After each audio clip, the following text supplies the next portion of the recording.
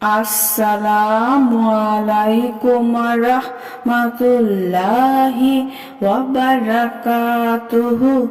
সুপ্রিয় সম্মানিত দর্শক ও শ্রোতা, আশা করি মহান রব্বুল আলামিনের দয়ায় আপনারা সকলেই ভালো আছেন।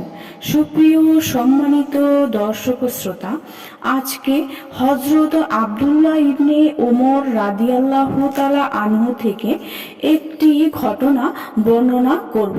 আশা করব ঘটনাটি শেষ পর্যন্ত শুনবেন।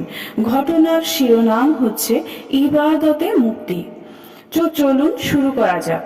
হযরত ইবনে ওমর রাদিয়াল্লাহু তাআলা আনহুর আদত ছিল তার সম্পদের মধ্যে যেটি তার কাছে অধিক প্রিয় এবং পছন্দনীয় মনে হতো, সেটি তিনি মহান আল্লাহর নামে দান করে দিতেন।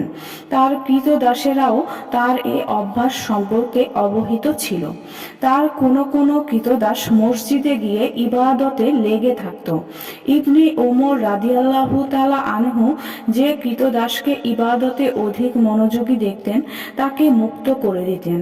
তার সাথীরা বলল, ওরা তো আপনাকে ধোঁকা দিচ্ছে। তিনি বলতেন, আল্লাহ পাকের কাছে ধোঁকা খেতে আমি পছন্দ করি। হযরত নাফে রাহমাতুল্লাহি আলাইহি বলেন, একদা লক্ষ্য করলাম ইবনে ওমর রাদিয়াল্লাহু তাআলা আনহু অনেক মূল্য দিয়ে খরিদ করা একটি উটের পিঠে সাওয়ার হয়ে কোথাও যাচ্ছেন।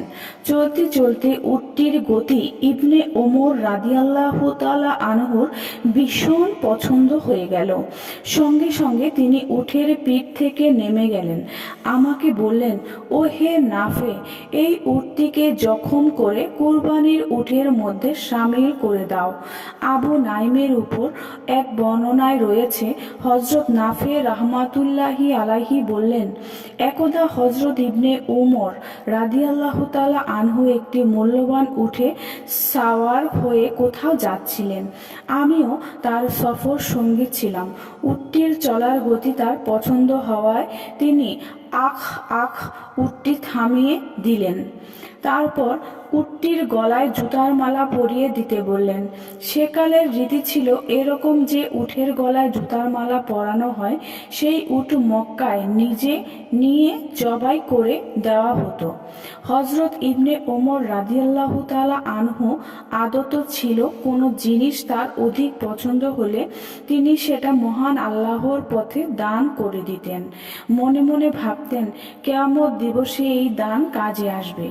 সুপ্রিয় সম্মানিত দর্শক ও শ্রোতা, ঘটনাটি এই পর্যন্তই। ঘটনাটি যদি ভালো লেগে থাকে অবশ্যই চ্যানেলটি সাবস্ক্রাইব করবেন, লাইক করবেন, কমেন্ট করবেন এবং বেশি করে শেয়ার করে দিবেন। সবাই ভালো থাকবেন। আল্লাহ হাফেজ।